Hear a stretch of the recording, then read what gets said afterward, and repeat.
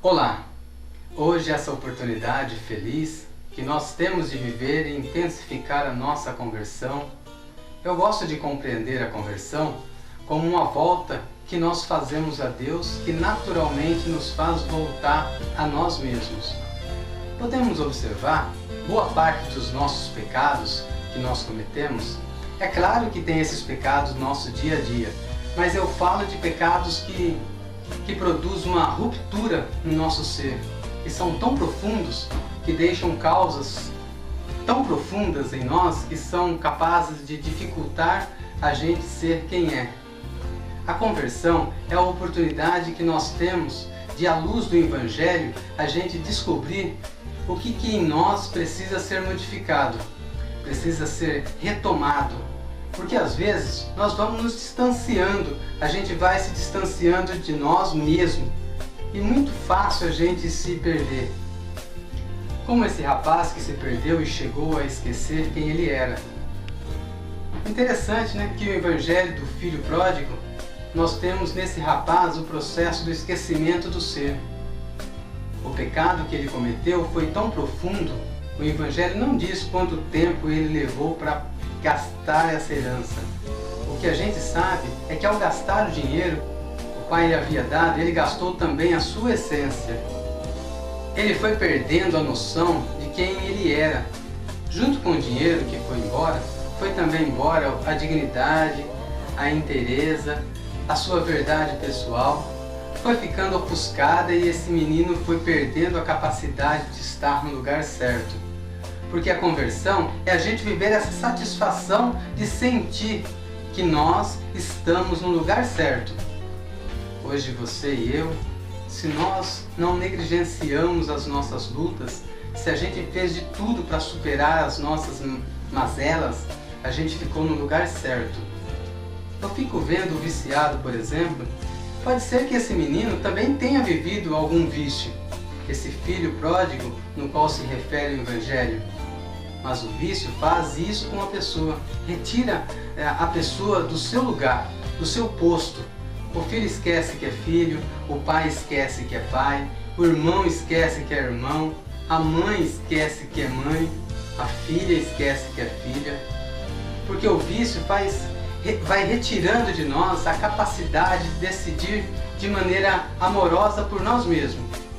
E se eu sou viciado, eu perco a minha capacidade de ser pai, eu negligencio a minha oportunidade de ser irmão, ser filho, ser amigo. Por quê? O vício ele penetra no mais profundo da pessoa e retira dela a capacidade de decidir. E toda vez que nós não somos capazes de decidir, nós também não somos capazes de amar. Porque o amor não é um instinto, é uma opção. Eu posso até ser movido ao amor, a minha natureza me leva ao amor. Mas quando eu chego lá, é preciso amar, eu faço uma escolha. E se eu estou privado da minha capacidade de escolher, eu jamais serei capaz de amar alguém. É por isso que a gente precisa fazer de tudo para se superar, para superar dentro de nós o processo das carências. Por quê? O que é carência? Uma amarra interior. O carente é aquele que está sempre amarrado nas suas necessidades. Ele jamais será capaz de sair de si mesmo. Ele vai sempre olhar para o outro como uma oportunidade que ele tem de se satisfazer através do outro. Isso, minha gente, é um processo tão complexo que não é só o carente que pode amar, não. É aquele que fica oferecendo o tempo todo como se ele fosse uma máquina de fazer caridade. Também ele não está sendo livre. Interessante isso, né? A gente identificar que até mesmo quando a gente quer amar demais, muitas vezes não estamos agindo por um valer, mas por uma necessidade que nos impulsa. Por uma falta de liberdade interior mesmo. É por isso que quando nos assumimos essa maturidade como um projeto de vida, a gente vai saber dizer não e sim. E o nosso amor vai ter um amor mais equilibrado. Não vai ser um amor de posse, nem tampouco vai ser um amor de autodesprezo o tempo todo, claro. É quando a gente perde a liberdade interior, nós perdemos os atributos humanos, e amar, sermos verdadeiros, sermos inteiros, sermos justos. Às vezes eu não consigo ser justo porque estou amarrado interiormente às minhas carências materiais, lá da minha infância. Então, hoje eu quero tudo para mim. Não consigo dividir nada com ninguém. A conversão é a gente colocar tudo isso à mesa e a gente começar a identificar onde é que nós precisamos crescer. Volto a dizer, os nossos pecados, as nossas necessidades, nos retira muitas vezes do lugar que a gente precisa ocupar. Como acontece com aquele menino, o que será que ele fez aquele rapaz sair de casa? A gente pode imaginar, né? O que nos faz sair da casa? O que nos faz trocar as pessoas que nos amamos pelos desconhecidos? O que faz a gente ser ingrato muitas vezes com o pai, com a mãe, com a pessoa que cuida de nós? As nossas amarras interiores, a nossa falta de liberdade. Ah, Genivaldo, mas será que ele não queria só uma aventura? Por que pedir a herança? Ele poderia muito bem, pai, vou dar uma volta, conhecer o mundo e volto. Pedir herança naquela época era como você declarasse a morte do seu pai. Pedir herança, num contexto evangélico, significa isso. Quando é que a gente pede a herança do pai? Quando ele está morto. Então, aí aquele menino estava dizendo ao pai que ele não queria mais ser filho dele. Foi viver uma vida de erro, até que chegou a solidão, chegou a fome e aquele fundo do poço. Como a gente gosta de dizer, né, as pessoas que usam a expressão no fundo do poço, para poder dizer que não há mais recursos a ser buscado, estando na pior de todas as misérias, aquele menino acordou, e ele acordou para aquilo que ele podia ser, mas ainda não tinha chegado o que de fato ele é. Porque a primeira possibilidade que ele trabalhou foi de voltar a ser empregado de seu pai. Olha o que o pecado faz com a gente. O pecado faz a gente esquecer quem a gente é. Aquele menino não acordou para a filiação, ele acordou para a possibilidade de ser escravo na casa do seu pai, ser tratado como um de seus empregados.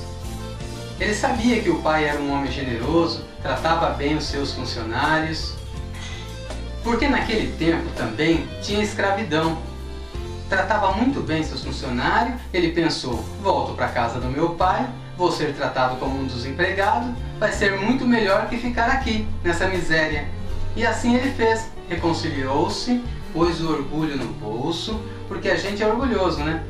Depois de tentar uma vida e não dar certo, a gente ter coragem de ir lá, olhar nos olhos daqueles a quem a gente magoou, a quem a gente traiu, não deve ser fácil. Mas esse menino precisou colocar o orgulho no bolso. Foi lá, só que ele não teve nem tempo de formular o discurso que havia preparado para o pai, pedindo o pai que o tratasse como um dos seus empregados. A música, de uma maneira muito sofisticada, muito poética, nem deixaste me falar da ingratidão, morreu no abraço o mal que eu fiz. Sabe por quê? Para o pai, nada havia modificado. Como disse o Papa Francisco no seu livro, o nome de Deus é misericórdia. Ali, aquele homem era pura misericórdia.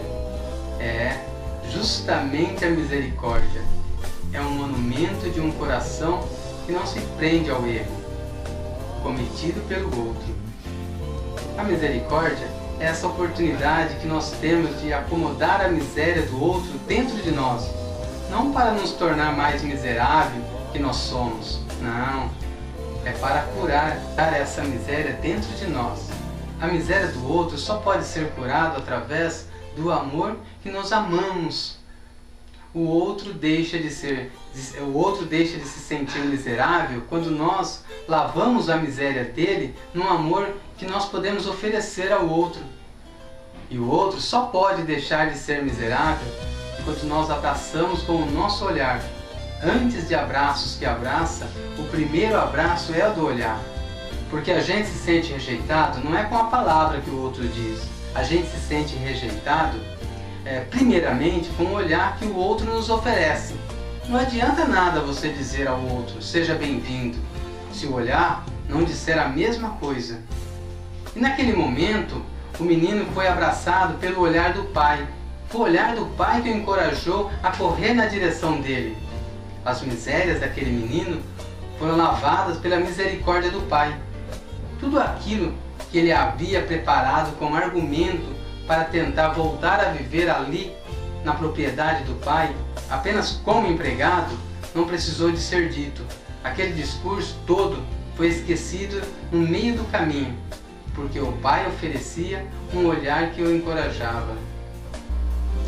Eu quero dedicar esse vídeo à minha família e aos meus amigos, ou melhor, vou intitular como meus instrutores espirituais, o Rômulo, Serginho, o Rodrigo, o William, essas pessoas que estão à frente do grupo de oração Espírito Santo, este grupo que hoje é coordenado pela Marlene.